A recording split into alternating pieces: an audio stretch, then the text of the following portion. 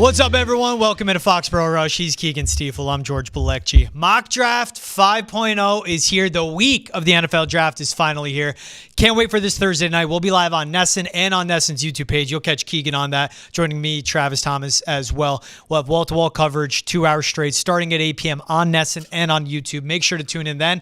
But to get you fine folks ready, we're going to do one last mock draft before the draft is here. Keegs, my man, I'm excited. I want to pop bottles. I love that after all these mocks, all this talk, all saying we'll see where he is 3 weeks from now. No, the week is finally here, and we're going to finally see what happens, especially with the top 5 in this draft. Yeah, it's like we're entering kind of the swan song. You know what I mean? It's the last real big coverage piece of the offseason. Then it gets really boring for a while until, August, late July. So really excited about the draft. You know, that's my thing. That's your thing. Thursday is the culmination of a lot of work for both of us.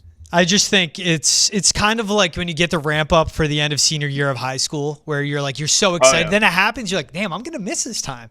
You look back on like December up to June instead of just looking at graduation where you throw the hat in the air. But I'm excited we'll finally get some clearance on it.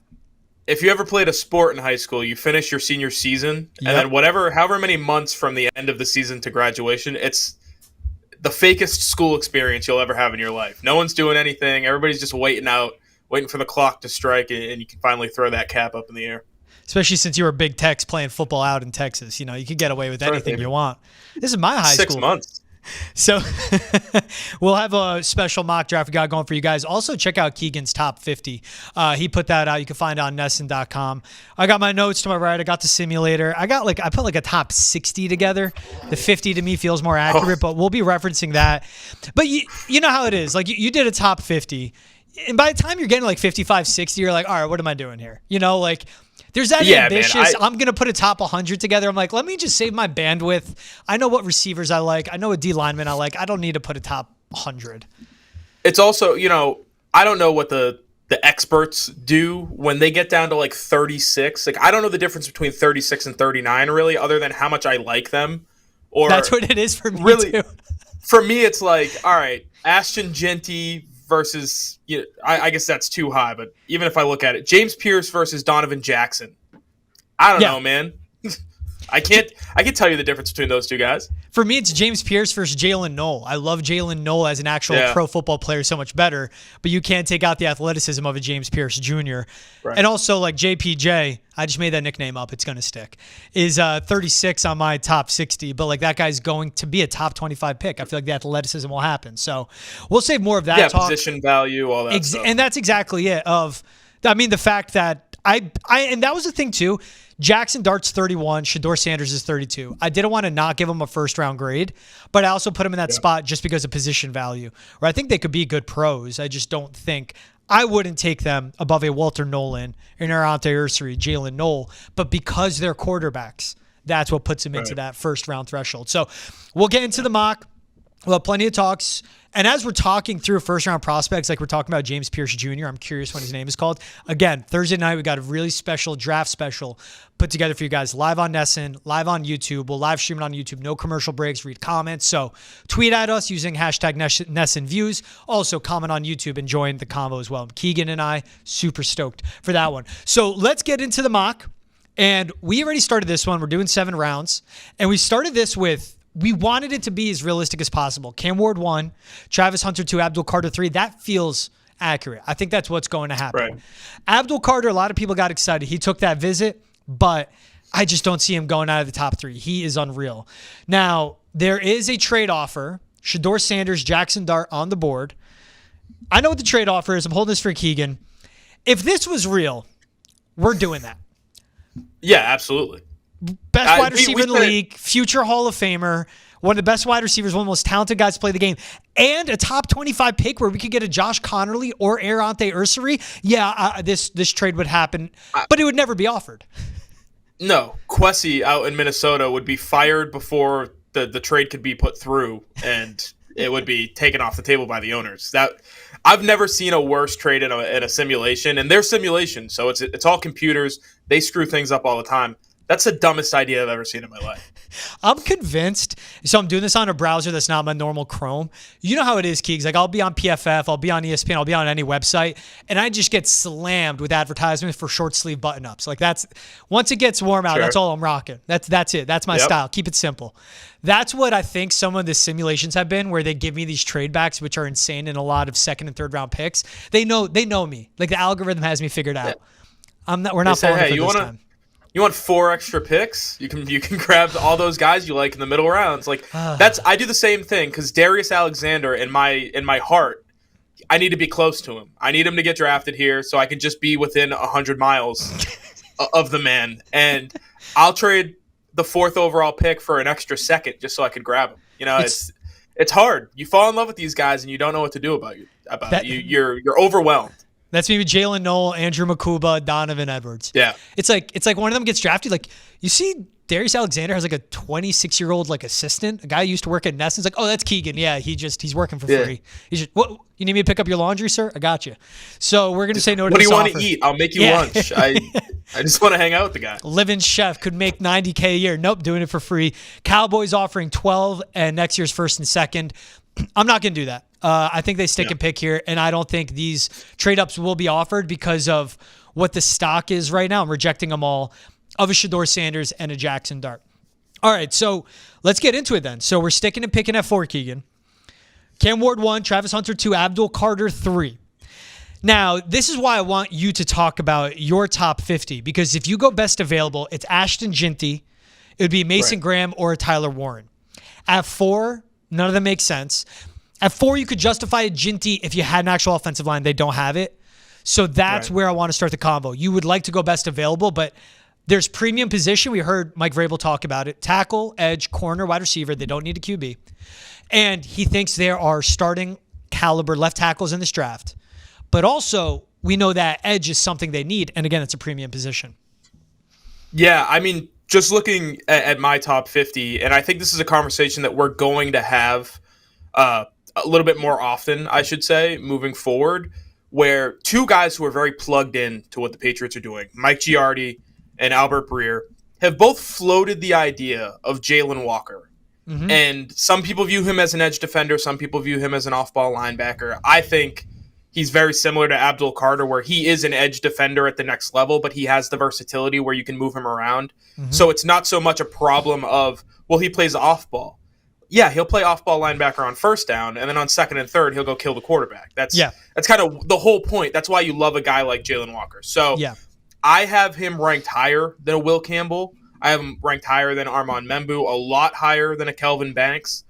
I think he would be the best player / team fit here. But when you look at the fact that, like, the one thing they need that they can't live without right now is an offensive tackle. So in my mind, it's between Will Campbell and Jalen Walker. Okay, why Will Campbell and Jalen Walker?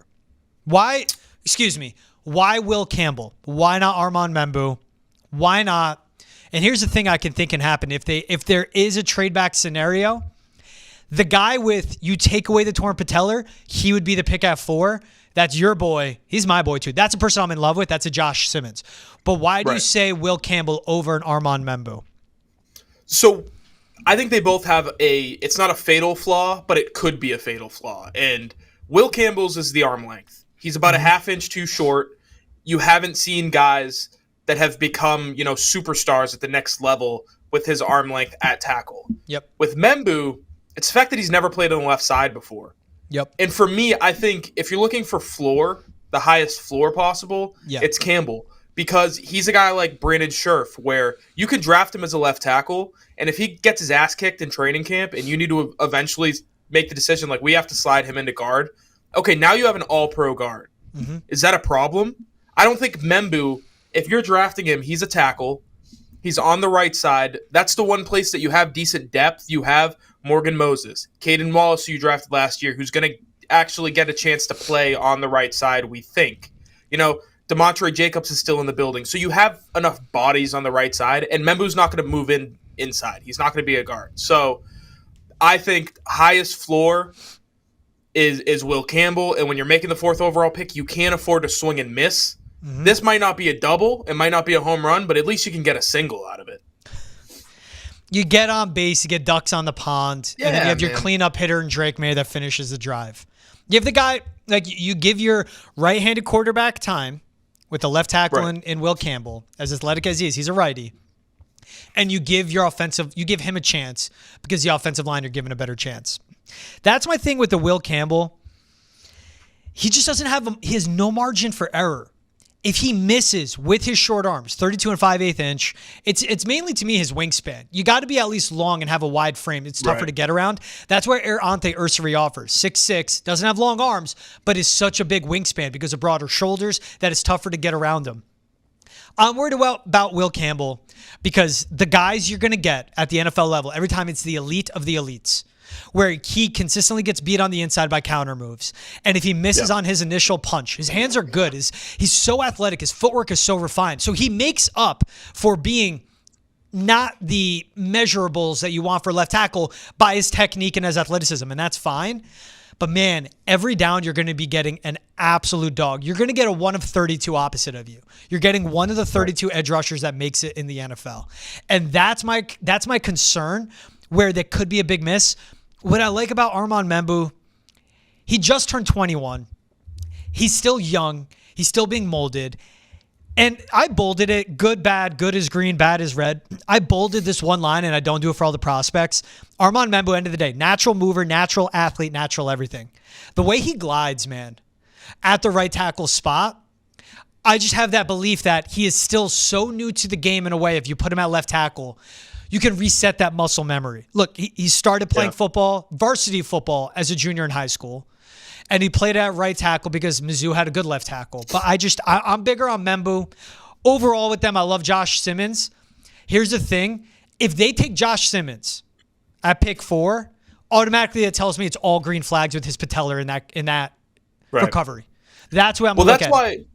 That's why I floated the Walker kind of idea, because if you really believe in Josh Simmons, he will be available in the middle of the first round. Okay.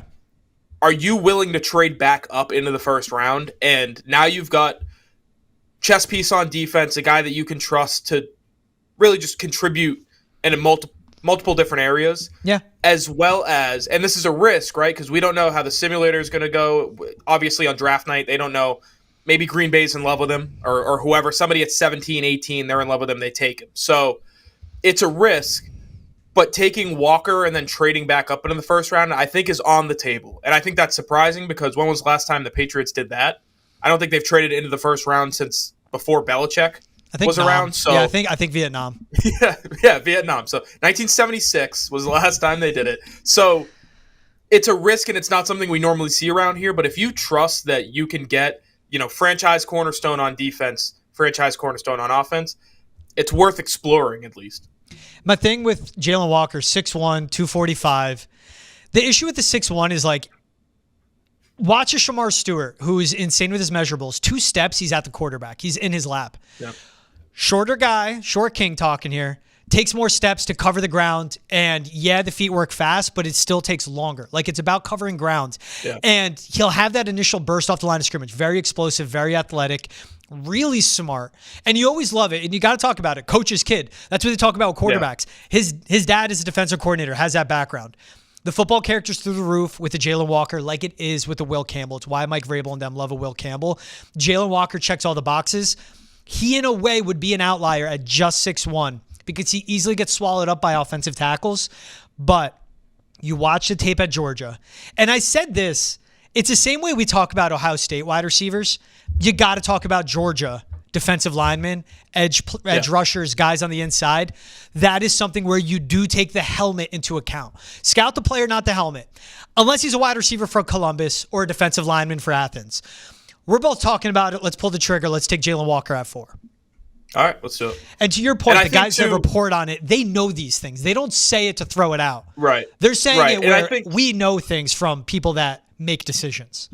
The NFL draft is under a week away, so what do the Patriots do with the 4th overall pick? Tune into the special Foxborough Rush live show during the first round of the draft on Thursday night. Kicks off at 8 p.m. Watch George Balekji and Travis Thomas on Nesson or tune into the live stream on YouTube. They'll take you through every pick, including the Patriots at 4. Also hear from NFL draft experts such as PFF's Trevor Sikkema, ESPN's Matt Miller, and NBC's Connor Rogers. That's a special live Foxborough Rush on Nesson and Nesson's YouTube Thursday night, April 24th, starting at 8 p.m.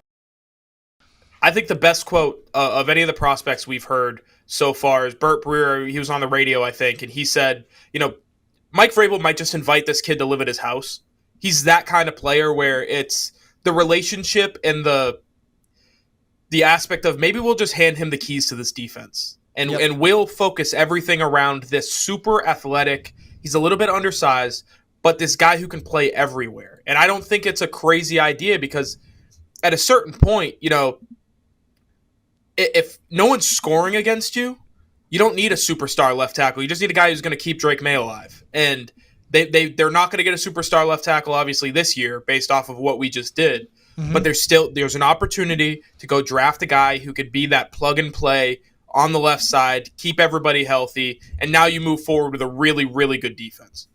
So I hit pick, and I agree with all that you're saying. And I was tracking the board because I was going to cut you off, hit pause.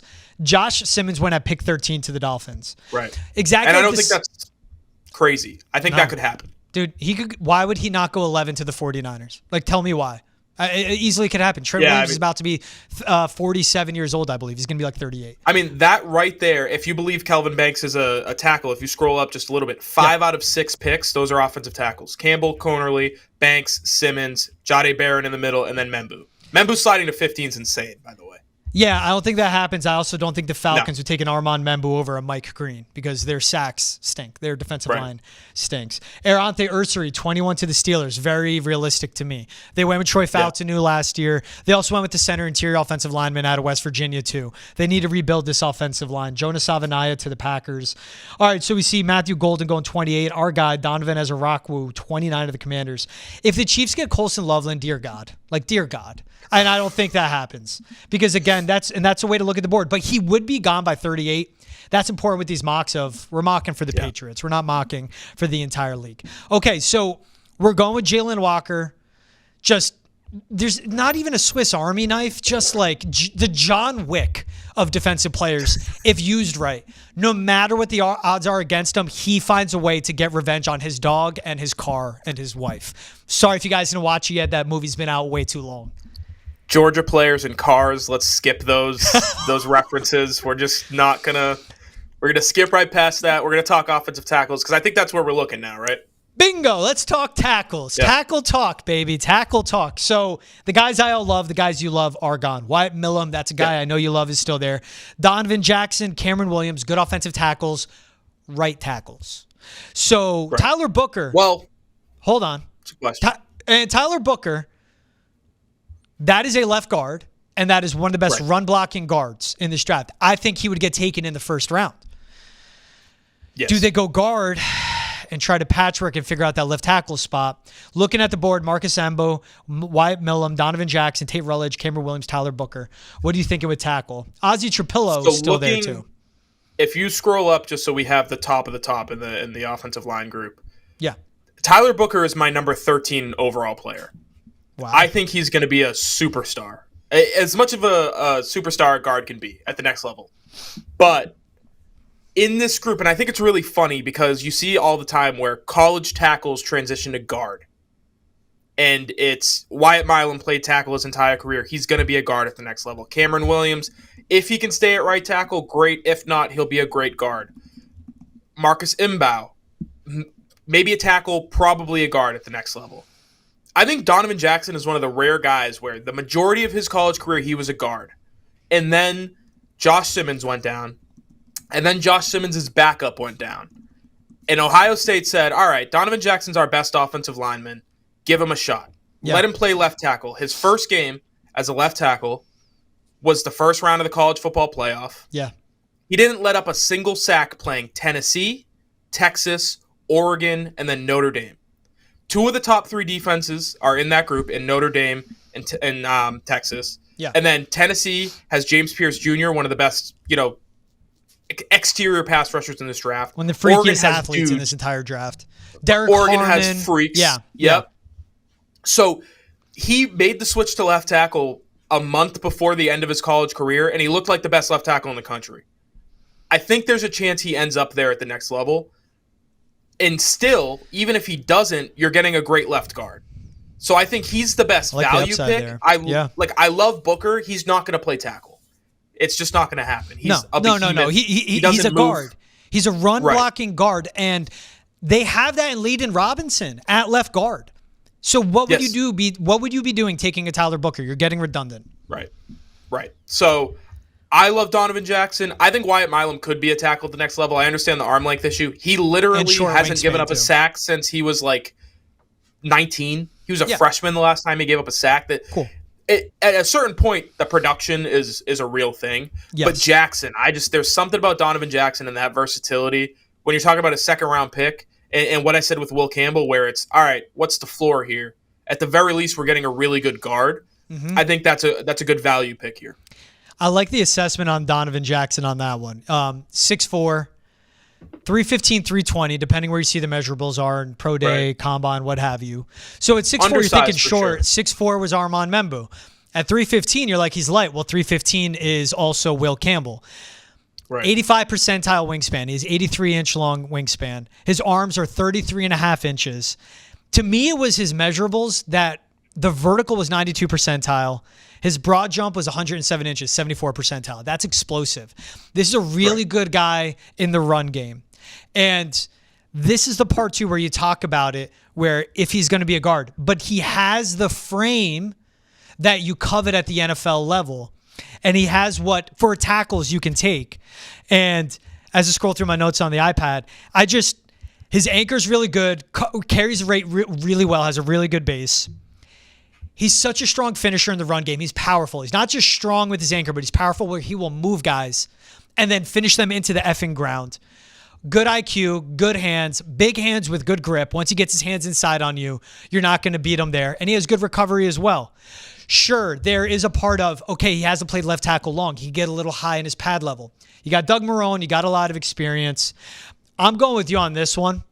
I like Donovan Jackson in this spot because literally the convo we were just about to have with the Will Campbell, we're having it with the Donovan Jackson, and it makes sense. Embu is a guard. Milam is a guard in my eyes. Cameron Williams is a right tackle.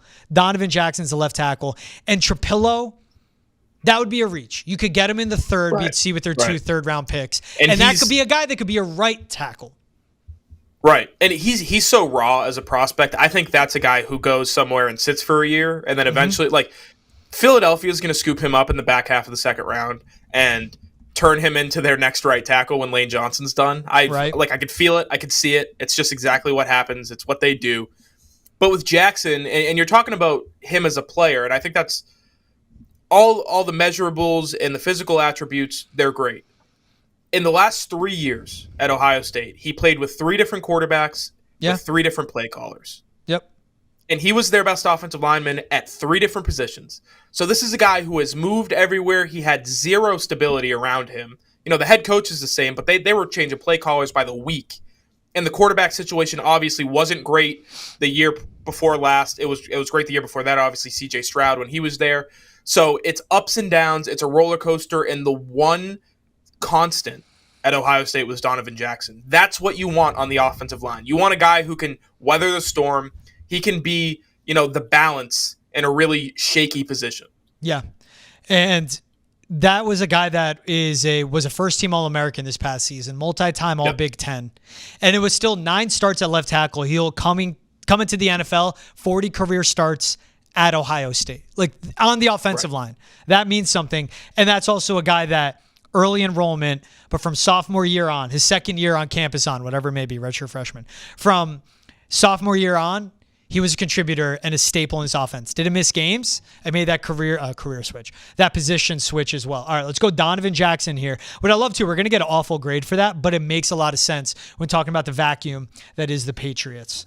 If anybody cares about the grades that you get on a simulator, a computer was mean to you. I'm sorry that upset you so much, but who cares? There's a value. I like to think I'm smarter than the numbers. That's ridiculous, but I like to tell myself that. All right, so now we're up at 69. Cowboys offering a third and Kalen Carson, no. Rams offering a future second and fourth, no. Bengals, pick 81, pick 119, a fourth. I'm not doing that. Let's stick and pick. I want to have fun, man. This is Mock Draft 5.0. I'm not going to do a bunch of trade backs. All right, here's really simple. I'm going to kind of take over on this one. I was just like kind of patching up my notes on them. At pick 69, I like that we have the entire board on there. This is where you can start going best available. I'm going to go best available wide receiver, and that's Jaden Higgins. If he falls this far, I will be astonished. Yeah. This is a guy that went from a 0-star recruit to going to Eastern Kentucky to becoming a fringe first-round pick at Iowa State. 6'4", 215, really good footwork for short area quickness. Doesn't have top-end speed, doesn't have a crazy top gear, but is still a vertical threat because of his long strides and just knows how to work. This is a guy that is in the middle of a Nico Collins to a Devontae Parker. And it's how he carries his weight, 215 slim. Those are pro NFL receivers. But what I like about him, he understands leverage against corners, knows how to set up his routes, is a good route runner, and he's getting better, Keegan. He's still getting better. He's not a finished product. And I think he's a possession receiver. He's reliable in the red zone and on third down, which they need. He's a willing blocker. He's a smooth mover. I want to go Jaden Higgins here. You get that big target and I've been on this, people have been like, why is everyone a slot to you?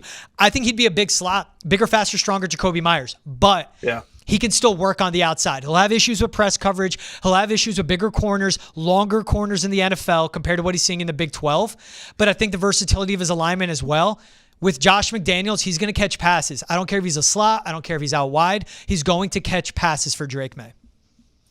I think playing at Iowa State, didn't do him the biggest favor because Jalen Noel was there, or Noel. Also, they both had terrible quarterback play they were dealing with, too. Correct. But that's a guy who can only play in the slot. Yeah. So when Jalen Noel's stuck in the slot, that means Jaden Higgins is stuck on the outside. So not being able to utilize a guy who is bigger and faster and stronger than everybody else he's playing against, to their advantage. I don't think they were able to use that to their advantage because he was kind of pigeonholed into a specific spot. So if you can find an offense where receivers are multiple, they're playing everywhere, which is what you have in New England, Stephon Diggs is going to play in the slot. He's going to play on the outside. The same goes for Jalen Polk. Yep. Same goes for Demario Douglas. He's not going to be so much playing on the outside, but he'll be doing that gadget stuff. He'll be moved all around. So getting a wide receiver who can do that, I think it fits in the system. It fits what they're trying to do. And obviously, like you said, the ceiling, the fact that he continues to get better year over year, he's huge. He's got maybe the strongest hands in the draft, like vacuum hands. I think in terms of value in the third round, if you're drafting a wide receiver, you want a guy who he could turn into a star, and I think that's Jaden Higgins. 9 1/8 inch hands. 33-plus inch arms, 80-inch wingspan. Man, that catch radius is beautiful. And he's strong. He's strong. He fights through contact. He tested really well at the combine. He doesn't play that fast. He doesn't play like he tested. But he tested really well, and he was explosive. I'm talking 40-yard dash and his 10-yard split. But the fact that he's 6'4" with a 39-inch vertical, are you kidding me? A 10-foot, 8-inch broad jump? That's insanely explosive. Doesn't play as fast as he tested at the combine, but you watch his game tape, and man, he plays. Really good body control, too. Understands, adjusting with the ball midair. He has really good eyes and vision, and he's getting better. I was having a conversation with somebody the other day, and we were talking about wide receivers who play physical versus ones who look physical. Yep. And think about N'Keal Harry. Physical freak. He was a behemoth. I had to. He was a behemoth, but he played like he was 5'7". Yep. And he weighed 160 pounds. Yep. Jaden Higgins might not have that frame. He might not be filled out like an N'Keal Harry was, but he is so physical at the catch point. He's going to get kicked off the team if he doesn't fight through a corner and make a catch on the sideline. That's how he plays, which I think coaches would love, especially coming into a system where he probably won't be expected to contribute right away. It'll take him a minute to, historically, wide receivers have a hard time learning Josh McDaniels' system. That might happen. But over that time, and while you're learning around guys like Stephon Diggs and even Pop Douglas, a guy who's been around for a few years, I think that's definitely going to help him moving forward. One thing I'd like to highlight, too, is that just before us, Jalen Royals was picked. very realistic prospect to see the Patriots take in the third round. Raw, right? Not as good of a route runner, rounds it out, but he's a smooth athlete, moves really well, very unpolished, really athletic, good body control. He's like a Dontavian Wicks, and 6 foot 205, so not as big as what you get with a Jaden Higgins. That's a guy that is a good good at tracking balls downfield, really fast accelerator, has top end speed as well, could be a good downfield target, doesn't mind going over the middle. Just he needs to get more refined, and that's a little more of someone we could definitely see when it comes to day 2 of the draft the Patriots end up with. What you point out with Josh McDaniel's system can be tough to grasp. It's again, man, when he spoke, I'm going to take Jaden Higgins right here, by the way. We're taking Jaden Higgins, my guy. Yep. Handshake real quick. Handshake. Always great doing work with you, bro. The NFL draft is under a week away, so what do the Patriots do with the 4th overall pick? Tune into the special Foxborough Rush live show during the first round of the draft on Thursday night. Kicks off at 8 p.m. Watch George Balekji and Travis Thomas on Nesson, or tune into the live stream on YouTube. They'll take you through every pick, including the Patriots at 4. Also hear from NFL draft experts such as PFF's Trevor Sikkema, ESPN's Matt Miller, and NBC's Connor Rogers. That's a special live Foxborough Rush on Nesson and Nesson's YouTube, Thursday night, April 24th, starting at 8 p.m. We're taking Jaden Higgins. We work well together.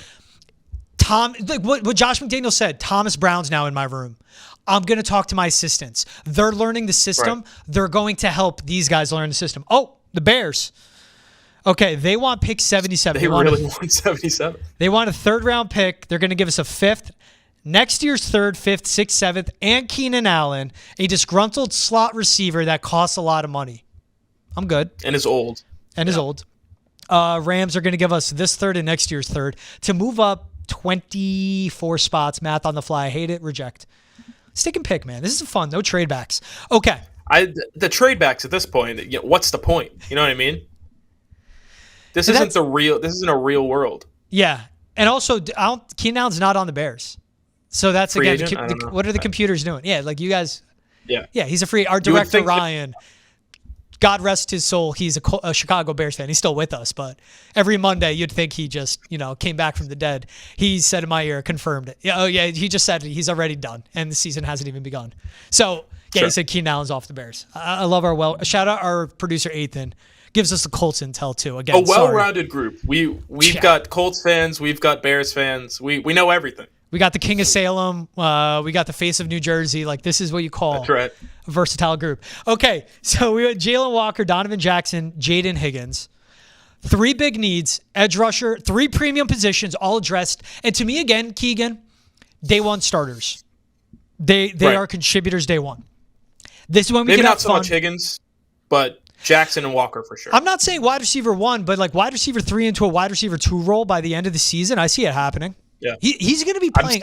He's running routes. I'm holding out hope for Jalen Polk. I think he'll be all right. Good luck. Have fun with that. Let's move on. So that's what happens when you write stories about guys. You fall in love with them. Exactly. Yeah, you do too much. You connect to them. That's like you see the Jaguars GM they don't do any interviews, but then he's I kind of respect that. So I was like, wow. What, am I going to buy this guy dinner? I don't care. He was like, wow. I was like, that's such a computer take. But then he's like, but the Rams do it. And I'm like, oh, okay, I'm cool with it now because Los Angeles does it. But he's like, I don't want that implicit bias of this guy won the room, which I understand can happen. All right. So pick 77. Best prospects left right now. Jack Besh, big slot receiver. I know you love Besh. Elika Yomenor, really speedy, big accelerator, good outside receiver, versatile guy. I'm going to skip past the off-ball linebackers. Mason Taylor at tight end is still there. Devin Neal at running back, I think that's a little too high. Let's check D-line just to check out. All right. Ain't going to happen. I have to say it. You don't think he's there in the 3rd round? Really? Not at 77. I think, and let me get on my soapbox real quick, if I may. Cook. I think there's a chance that Darius Alexander is the best interior defensive lineman to come out of this class, and that includes Mason Graham. And I truthfully, I believe that. If he didn't play at Toledo, he would be in the conversation to be a first-round pick. Mm-hmm. He has everything you're looking for out of an interior defensive lineman. It's Milton Williams with longer arms. That's like the physical profile. Yeah. I see a little bit of Chris Jones in him, and this is coming from the guy who said Keon White could be the next Miles Garrett. I understand I'm so my happy track I was record. on that show with you. I was so happy I was on that show with you. My track record with defensive You linemen said that has to not Mark been great Herzlich. lately. You said that to a guy that played in the NFL. Hey, Mark Herzlich, Keon White's the next J.J. Watt. Listen, and we all do it, right? So if you're watching this, you enjoy the draft, obviously, and everybody falls in love with their guys. Every year they have their guys. Yeah. I'm on like a 5-year streak where I don't miss, and I'm so. It comes off as bragging, but this is from the man who brought you Amon-Ra St. Brown. I told everybody he should be a first-round pick. He should have been a first-round pick. He fell to the third. Darius Alexander should be a first-round pick. Yeah. So I think he will get taken at this point. But if he isn't and he's available at 77, you sprint that card up to the podium and you take a guy who could potentially be better than a Christian Barmore. He could be up at the Milton Williams level. He could be a franchise-altering defensive tackle. I love Darius Alexander more than most things. Just saying. He's going before Alfred Collins at 42. Like that's yes, another guy I love, by the way. Those are my two favorite defensive linemen in the draft. JT Tuimoloau. More of an He'll edge. probably go earlier because he's an edge guy, and he's got the versatility. He can play all over the place. All right, so we're not going to go Darius Alexander then.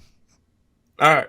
Because if we want to feel like we have a realistic real board, life, go take him, but 45. realistically, it's not going to happen. Yeah, he's gone by 45. I honestly think right here, and you mentioned Mason Taylor. If we look at the tight ends, this is the spot to go grab yourself a tight end. And I don't love any of the guys below him on this list. I'm a Harold Fannin Jr. guy. I've mentioned that in the past. Big time. Mason Taylor.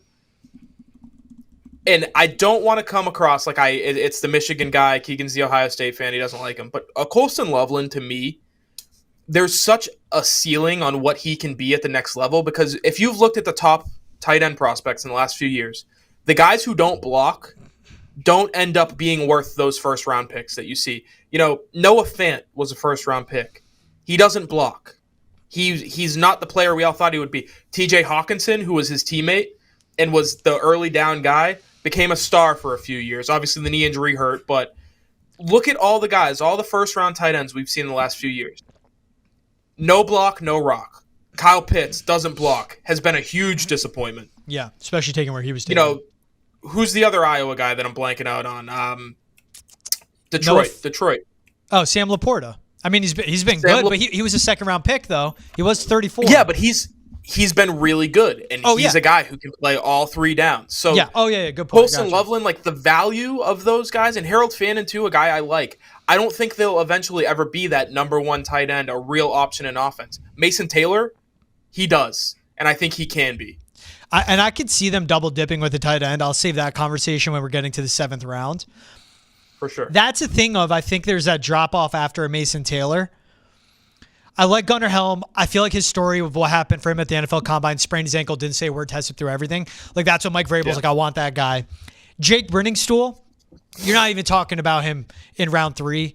But that's a guy again who is going to be a developmental piece. So I'm with you on the Mason Taylor. Really smart against zone, natural hand catcher, 6'5", big body. Obviously, his dad Jason Taylor played in the NFL, so he understands that.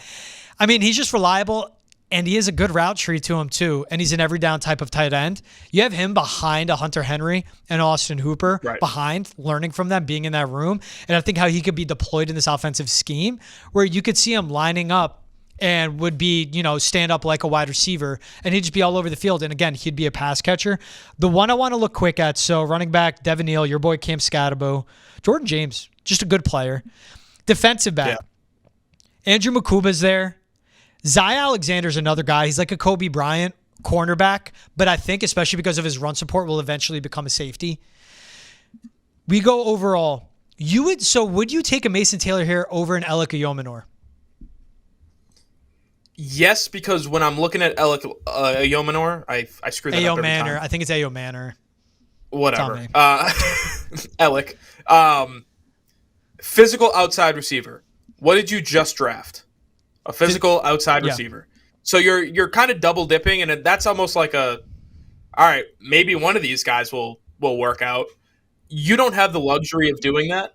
Not, when I look at this roster, you don't have the luxury of double dipping at a position and hoping, one of them will work, one of them won't.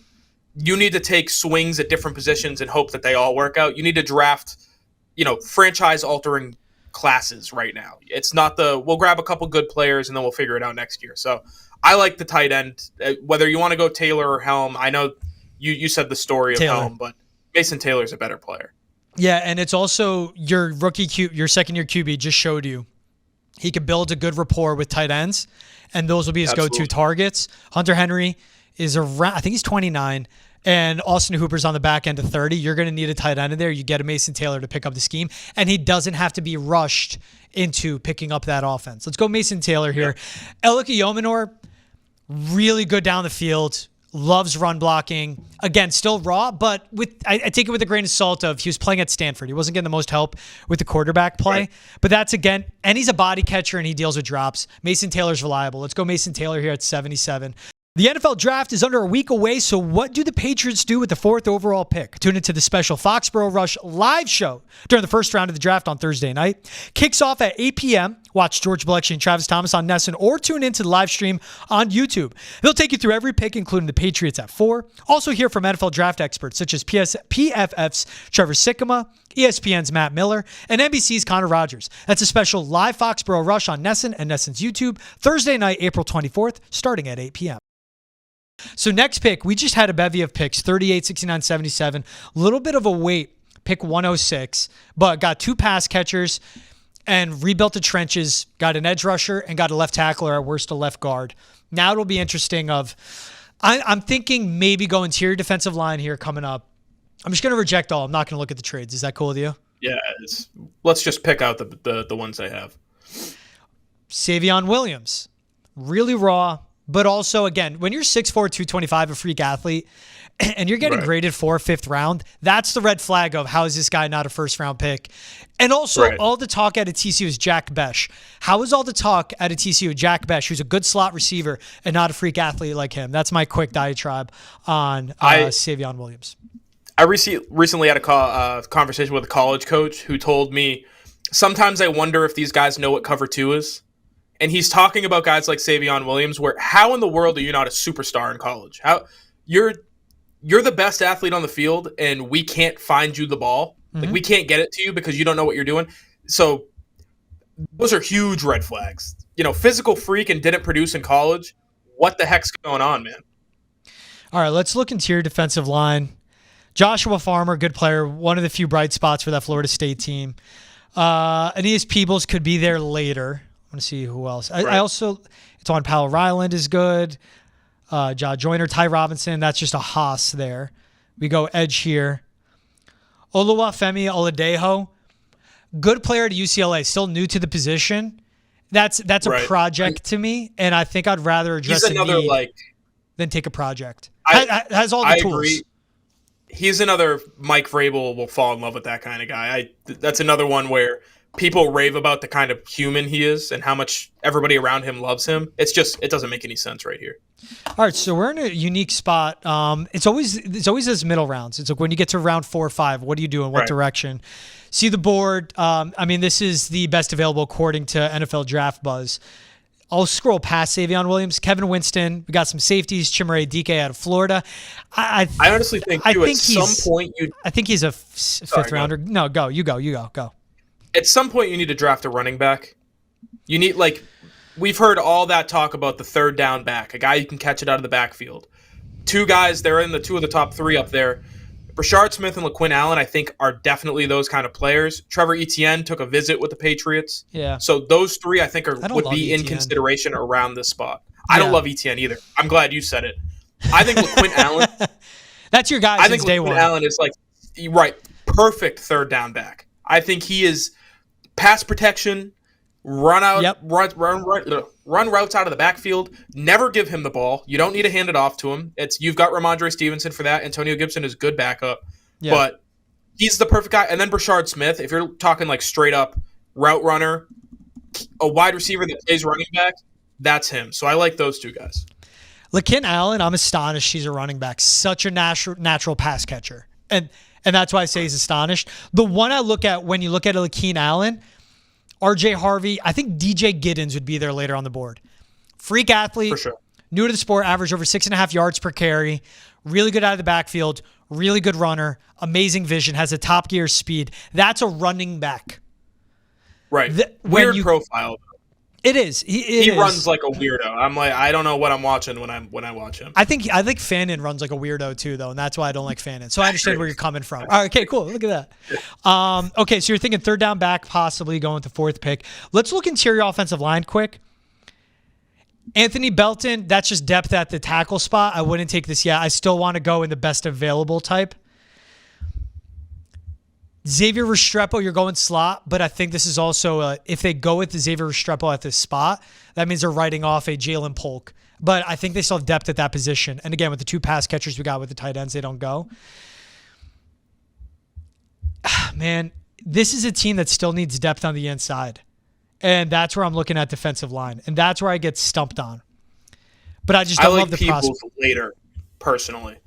And that's, like, I don't love him here. Yeah. It's a little early, but later on, I like him. And that's what I think of with the running backs of how we go. Well, there will be someone later if we don't go here. I think Aeneas Peebles fits. Let's go with a Lakeem Allen here. That's your third down back. That's your pass catcher, and it's a weapon. You got a receiver. Yeah. You got three pass catchers: receiver, tight end, running back. You're rounding out that room.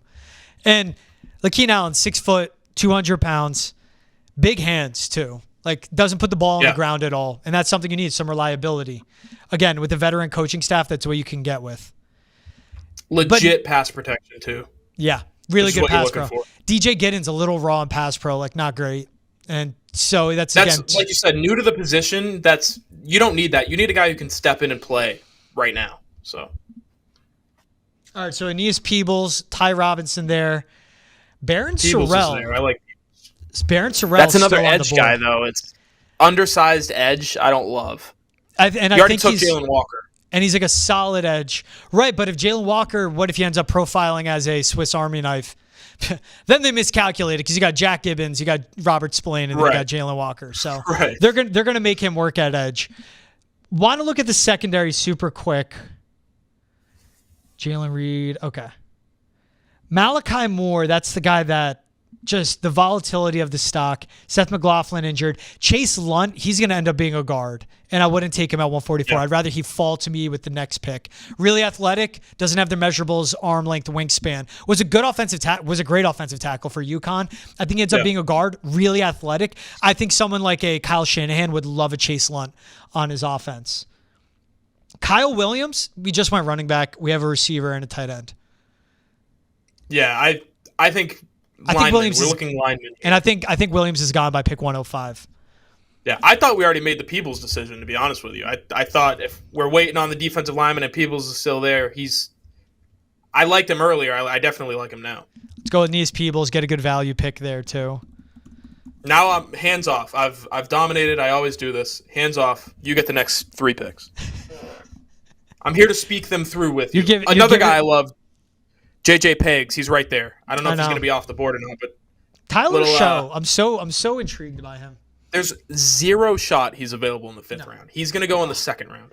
How do I not go at DJ Giddens or Jaden Blue? Running backs have that home run hitting ability, but this is where I would go more trenches and go inside. Tight end, Burning Stool, not going to go there. Clay Webb. I want to still look secondary. Jordan Hancock. That's someone I would wait on at 7 because Hancock, safety, out of Ohio State, could end up playing the slot. He's a star guy. Yeah, you need to move him around. He can't be. That's fine. He'll be in that Badger role. He can't be only a safety or only a slot corner, right? He'd be in that Badger role. Built up the interior defensive line depth. Is that the best 2 you get to? It's like, I don't know any of these guys. Tyler Cooper's good. Heard of that guy. Clay Webb, small school guy, Jacksonville State, by the way, which is in Alabama, not in Florida, for those that don't know. OG Georgia guy. He transferred. Man. Let me look wide receiver. Kyle Williams won't be there. Dante Thornton in the 5th round. That's a guy, run fast, catch a ball, run fast, will be a wide receiver 4 at most. Gross. I'm going to go Logan Brown. Made a lot of strides, pass pro, started at Wisconsin, went to Kansas, and Morgan Moses is the right tackle. That's a 1 or 2 year thing there. Yeah, I got my Wisconsin ties. Come on now, go Badgers. This is where I'm just going to go, all right, if I like what I see at receiver or if I like at running back, I'm going to build out depth in those spots. Woody Marks would be great. You know, JJ Pigg's basically a running back. Basically. Was used as a running back. He's gone. Yeah. Damn. We could see Desmond a quarterback. Watson, all 464 pounds. Donovan Edwards is still there. That's a guy I've been in love with. Take a Colston Loveland cannot get last year's tape out of my eyes when it comes to him. So I'm going to go Donovan Edwards. Or do I go Kyle Monangai? Do I go with the Toyota Corolla? Doesn't have the top end speed, but he's going to go. Getting a little redundant, him and Lakeen Allen, but Donovan Edwards can just be moved. He's a weapon. It's a 7th round pick. Yeah, let's see if this guy can have a cool training camp run is essentially what you're taking here. Super quick, super twitchy. Getting out of the running backs. All right, wide receiver, Ricky White. Special teams upside. Special teams in general? What? Kicker? I'm not doing that. I don't know that guy. Get out of my... I don't know that. Why don't they have the Alabama kid? All right, whatever. Ty Hamilton? Wait. Good run stopper. I like Ricky White, like you said, special teams guy, kind of a deep threat wide receiver. Corners, we've kind of skipped over the secondary, huh? I know, and that's a big thing. We just completely blew past it. I think I told you on the phone earlier this week, I'm like, we're taking Jacob Parrish. They need a nickel, and we just did. He definitely didn't fall to us. Bilal Cohn, sicko athlete. Stop with Hunter Waller. He stinks. Yeah. You knew exactly what I was going to bring up. I could feel it coming. Drew Kendall out of Boston College. Go for it. Versatile interior offensive lineman. Local prospect. Hey, that's a draft, bro. That's mock draft 5.0. That's not bad. Jalen Walker taken 4th overall. Donovan Jackson taken in the 2nd round. That's your left tackle, left guard. Along with taking Jaden Higgins, Mason Taylor, Lakeen Allen, getting better in the trenches, interior defensive line with Aeneas Peebles. And then as you get to the 7th round at the end, here are the guys. We'll take a flyer. Can they impress us at camp? And they stick. Keagan, love this man. Was an honor. Yeah. Well done. Hey. That's what it is right there. Well done. Round of applause in the chat. He's Keagan Stiefel. I'm George Balekji. Foxborough Rush. Mock Draft 5.0 in the books, peeps. Thank you so much for watching. Make sure to catch us Thursday night, live on Nesson, live on YouTube. We'll be on the live stream during the first round of the NFL Draft. For Keegs and GB, thanks for checking out Mock Draft 5.0. Leave us comments what you think. We'll see you guys next time. Have a great one.